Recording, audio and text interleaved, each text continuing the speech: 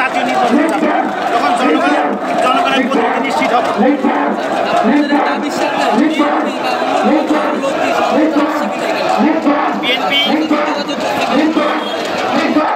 বিএনপির বন্ধুদেরকে এই কথা বলতে চাই যে গত 16 বছরে আপনারা নির্যাতিত হয়েছে। বিএনপি বাংলাদেশে one of the largest party, কিন্তু তারা কি করে এত তাড়াতাড়ি ভুলে গেল? বন্ধুদেরকে বলবো আপনারা খুশি আসুন। বিএনপি থেকে বলবো মানুষদের যে পরিমাণ আপনাদের সমর্থন আছে, মানুষদের সমর্থনের উপর আপনারা লাথি মারবেন না। মানুষ এই দেশে আপরাইজিং করেছে, বিপ্লব করেছে শুধুমাত্র খুনি ফ্যাসিস্টদেরকে কবর দেওয়ার জন্য। সেই খুনি ফ্যাসিস্টদেরকে কবর থেকে আপনারা খবর না নিয়ে আপনারা চলে যাচ্ছেন, এটা আপনাদের নিজের পায়ে আপনারা নিজে কুড়াল মারতেছেন।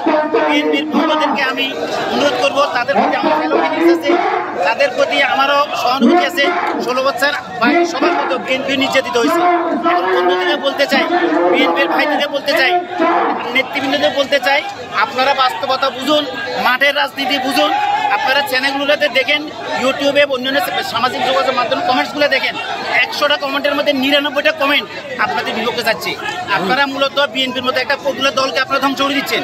বিএনপি যারা থিঙ্ক ট্যাঙ্ক, তারেক রহমান সহ যারা শীর্ষ নেতৃত্ব আছেন, আপনাদের শুধু এইটুকু অনুরোধ করি যে আপনারা বোঝার চেষ্টা করেন এবং ধ্বংস করবেন না। যারা আপনাদের মধ্যে আওয়ামী দালাল যারা আছে তাদেরকে ছাড়াই করুন, দলটাকে পরিশুদ্ধ করুন, আওয়ামী লীগকে এই দেশ থেকে চিরতরে নিষিদ্ধ করুন। তারপর সুস্থ ধারায় রাজনীতি আসেন, রাজনীতিতে জনগণ তাদেরকে সাপোর্ট করবে, জনগণ যাদেরকে ভোট দিবে তাদের মাধ্যমে এই দেশে আবার সেটা আশা করি। এবং গণতন্ত্রের মাধ্যমে মানুষের সুব্যবস্থা, সুবিচার, সুরাজ্য, সুশাসন এই দেশে কায়েম হবে, আমরা তেমনটা আশা করি। আমরা এই সমাবেশে আমরা বুঝে থাকবো সারা বাংলাদেশের সকল মানুষদেরকে, মুসলিম জনতাদেরকে আজকে এই সমাবেশের মাধ্যমে এইটুকু খবর দিচ্ছি যে আপনাদের অধিকার পূর্ণাঙ্গভাবে প্রতিষ্ঠিত হয় নাই।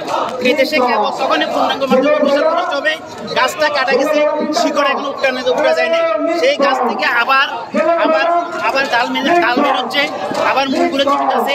আমাদেরকে এখন উৎপাদন করতে হবে।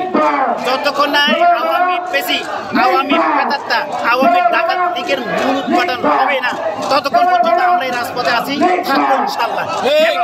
এবং এই আওয়ামী প্রেতাত্মাকে সমূলে বিনাশ করে এদেশের মানুষের সবার ন্যায্য অধিকার প্রতিষ্ঠা করে ইনশাআল্লাহ আমরা এখান থেকে যাবো।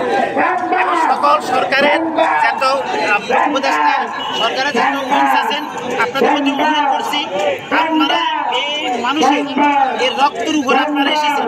আপনারা যে এসি অফিসে এখন অফিস করছেন, হাজার মানুষের রক্ত একসাথে গেছে 2000, 50,000 বেশি মানুষ আহত হয়েছে।